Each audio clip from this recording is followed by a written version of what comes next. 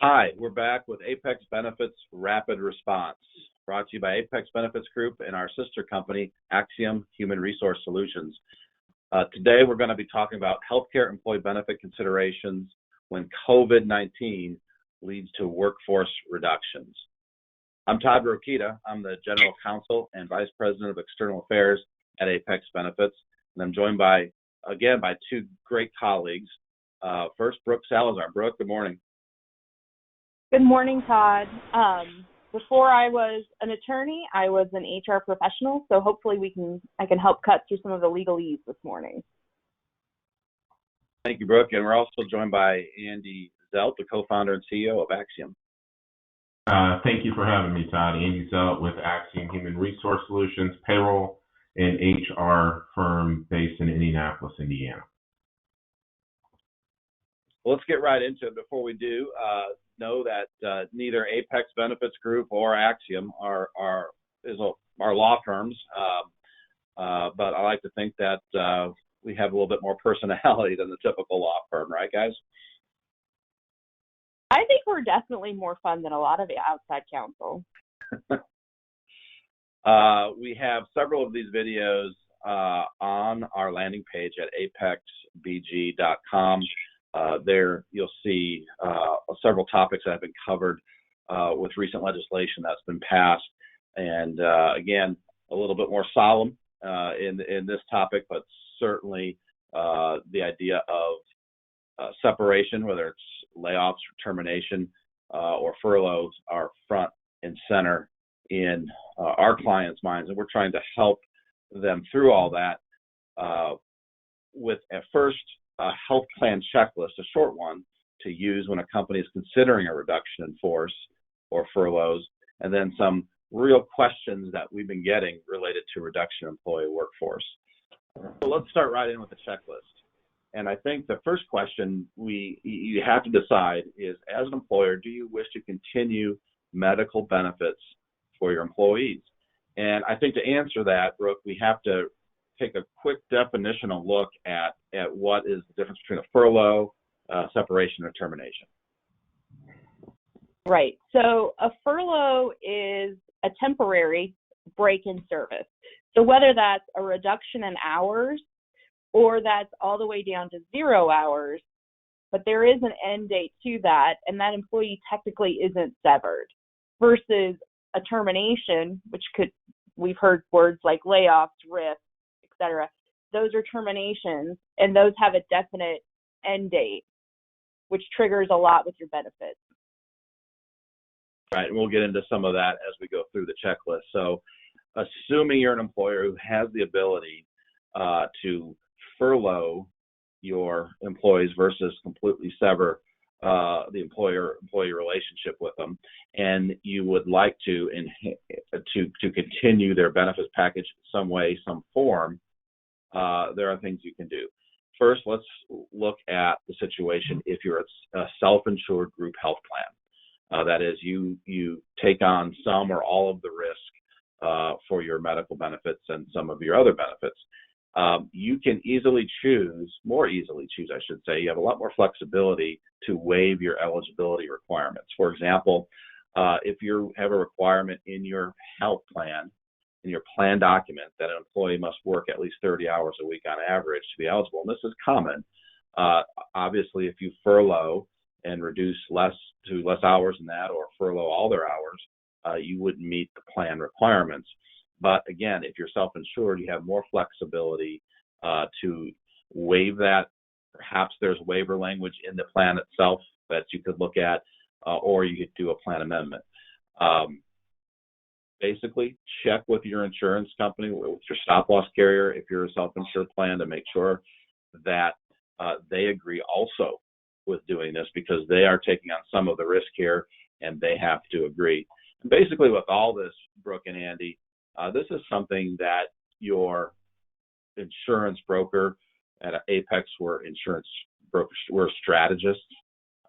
We do a lot more than just place risk. We're a lot more than brokers, but this is what your consultant, your strategist, your broker should be walking you through and doing for you. So if you're self-insured, look to your plan document. It controls. Know that you have flexibility there, and make sure that you, through your strategist, through your consultant, are talking with your stop-loss carrier. So if you're fully insured, Brooke, you might want to walk us through a little bit of that. Do you have that same flexibility or not? So with fully insured, you're going to have a little less flexibility, but as you're starting to hear, the key here is to check with your policy and check with your plan documents. But for a fully insured plan, you want to check with that policy. And if you don't have that flexibility you're looking for, we're in a unique situation where our insurance providers are having those conversations to adopt new eligibility terms. So, for example, if you're thinking about a furlough and an hours reduction, you need to double check with your fully insured carrier to make sure that that's not going to inadvertently result in a loss of coverage. And if it does, maybe a plan amendment is necessary. And your carriers are definitely open to hearing what you're looking to do. However, if you fail to get permission from the insurance company, it could kick you in to having to self-insure that benefit for those employees, which essentially means you're going to have to pay for those claims. We don't want to be doing that. So I think we got the message. Make sure your broker's working for you. Make sure you look to see what flexibility you have in the plan. Know that if you're fully insured, it's probably less, but always be talking at least through your consultant with your insurance company. There's Affordable Care Act considerations we have to take into account here too in the next slide. Brooke, can you walk us through some of those? So in a furlough situation, you don't want that reduction of hours to affect the employee's eligibility for healthcare in the following year. So if you have a look-back measurement period, just make sure that you take that into account, as well as reviewing those policies to make sure that all of your plan docs are aligning with that as well. And a solution to this could be crediting those employees that are on furlough for those reduced hours, but make sure that aligns with your plan document. I would say it's important, especially from a payroll side and an HRS side, to be able to track those hours so you're filling out your forms properly. So if you have a monthly look-back period, you want to make sure that if you do furlough people, that you are coding them correctly in your payroll system if they lose coverage. Know that if you're an employer, you can subsidize the premiums for a furloughed employee. And so the question then becomes on the checklist, do you subsidize or not? You can decide to pay some or all of the premium. Employees can pay back when they return. This is usually called a catch-up scenario. This may have to be done over several payrolls when they return, just from a practicality standpoint. They may not be able to pay the whole premium back all at once. And of course, there are also state and local wage laws to watch out for. So know that as employers, you have flexibility. Employees can also, well, Brooke, why don't you walk us through the pre-tax scenarios that employees can use and otherwise? Sure.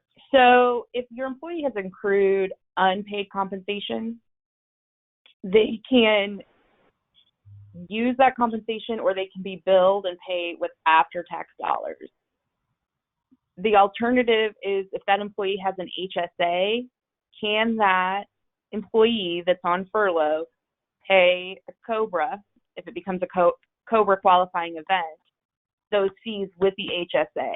And what we're seeing is that they must be on unemployment to be able to use that HSA for COBRA if they're only furloughed and not terminated, which that may change in this dynamic environment. But at this point today, that's what we're hearing. Right. We're seeing, and we've known that HSAs can be used to pay COBRA premiums. And what we're finding out in this new dynamic is that if you furlough an employee and they are still eligible for employee benefits, so that COBRA isn't triggered, the question then becomes, they use HSAs to help the employer pay for some of the premium? And we believe there the answer is yes, as long as the employee is also taking some form of unemployment. Large point being, there are some creative ways to be helpful to employers to help employees stay on their employee benefits, and also allow employees to help pay for some of that while they're even taking unemployment. But make sure you're talking to your good employee benefits consultant. These are the ancillaries. I think I'm not going to read them all to you, because if I haven't lost you yet, I could absolutely lose you here. However, I think the key is that anytime there's any change with an ancillary or any kind of benefit, the employee has to be notified. And before you make any changes to those benefits, you have to read your plan document and your policies. So I think you've heard us talk about checking your plan doc. That absolutely goes for your ancillaries as well. Okay, so we have COVID-19 special considerations. If you're faithful watchers or listeners to our previous programs, you know that we've covered some of the changes that the COVID-19 legislation, that's the phase 1, 2, and 3 of bills, the CARES Act and FFCRA, and all that has had with regard to the expansion of some items under the health benefit plan, like testing for COVID-19, like the expansion of ERISA deadlines and notice timelines and that kind of thing. So also know that there may be some special considerations for current tax law. IRS Section 125, the cafeteria plans, generally does not permit employees to change their coverage elections due to a pandemic. So that's not so COVID-19 in and of itself is not a reason that permits employees to change their cafeteria plans. Brooke, you had some qualifying language for that. Sure. However, due to COVID-19 and it being a dynamic situation, that employee's spouse could have lost coverage. There could be a number of things in other employers' decisions affecting your plan as well. So if you have an employee that comes to you to ask about bringing their family onto the plan or bringing their kids or their spouse, what have you, make sure that you do your due diligence just like you would every other single time to find out whether or not there was a qualifying event. And we're seeing insurance carriers, Andy, across the board relax a lot of their terms, and so that's a good thing. But know this, employers, you should always ensure that the plan documents eventually, and probably sooner rather than later, catch up and reflect the coverage that's actually being offered. So we're going to want to have that all synced up, because at the end of the day, under ERISA, especially in the self-funded world, the plan document controls. And in order for the plan document to be changed or updated, again, I think we can all say this in unison at this point, your stop-loss carrier or otherwise your insurance carrier needs to be informed and agree, since they are taking on some of the risk at least. Andy, in the next slide, you're probably dealing a lot with this, and that's, in our world, in my prior world, we didn't have enough acronyms, but the FLSA, otherwise known as the Fair Labor Standards Act, the pay rules, are still very much in force, even though we're under this COVID-19 epidemic. And so we wanted to walk you quickly through some of those. Andy, are you getting questions around what non-exempt employees are doing, what exempt employees are able to do, or anything like that? Or is that pretty well settled in the payroll, on the payroll side of things? A lot of questions of switching salaried folks to hourly type of questions at this time, especially for businesses that are closed to the public type of thing. Okay. Well, we'll walk through the difference between non-exempt and exempt and what you might be able to do in this dynamic situation. Brooke? So for our non-exempt or hourly employees, we know that they only need to be paid for actual hours worked. Employers may require that they take the day off unpaid. They may require them to use any available vacation or PTO, or they may allow them to choose between taking an unpaid day or using vacation or PTO. However, it's our exempt folks, our salaried folks, that can provide, that there's some confusion or can be a little more complicated. So whether the office is closed for full or partial days, salaried folks need to be paid their regular salary.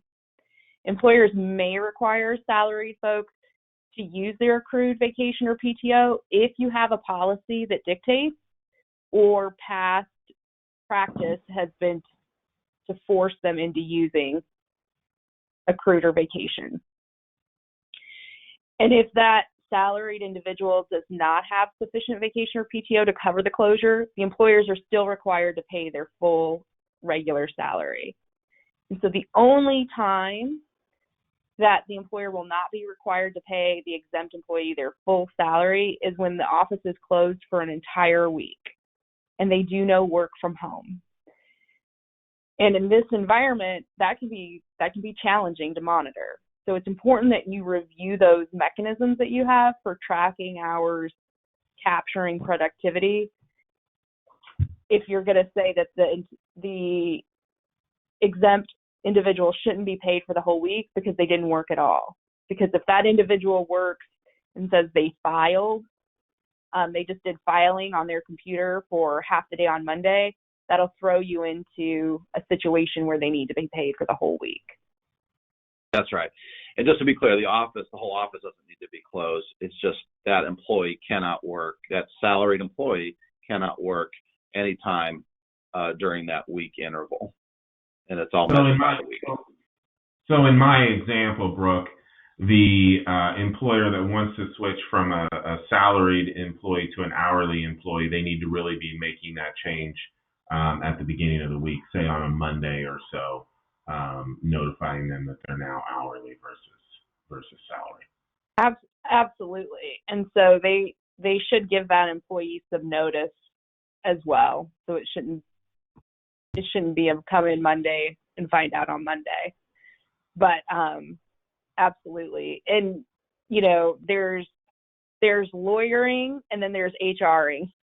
And so I can't help but to do a little bit of HRing. And what I would say is be transparent with your employees. We all know that everybody's facing a really hard time. And so in your messaging to employees, be transparent, be honest, say we're trying to keep everybody employed and this is how we think we can do it. And again, we're finding the agencies are taking a more relaxed approach to notices and deadlines and those kinds of things, but I don't think we can necessarily rely on it. We'll take that relaxation maybe as a windfall, but do your best to follow the HR and other employment rules as we go along. In my last chapter, I was on the House Committee for Education and Workforce, which had jurisdiction over the Department of Labor. And so we have a lot of experience at Apex Benefits and Axiom with regard to how those agencies work. And I've been very pleased with the agency's response and how they've handled this so far. And I think in terms of being reasonable and understanding the situation we're in, and I look forward to that attitude to continue, but we shouldn't always rely on it.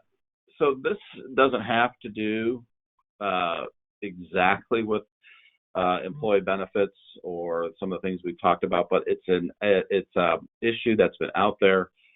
It's going to face a lot of our clients and businesses out there. So I wanted to cover it just a little bit. That's the WARN Act. It's been around since at least the early 90s, I think, and it's basically a public policy that allows local officials as well as the employees themselves to know that a mass layoff or other similar event is coming. So it requires employers with 100 or more full-time employees to provide 60 days advance notice to impacted workers, local government agencies, and applicable bargaining unit representatives.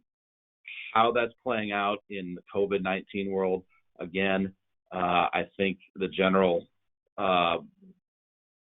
observation so far is that WARN Act rules may be relaxed given the situation, but you should always attempt to give as much notice as possible. And that's especially where an employment loss occurs due to a plant closing.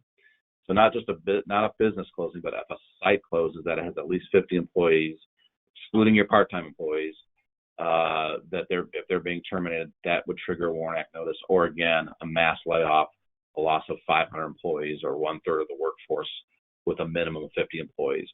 So be aware, WARN Act is out there.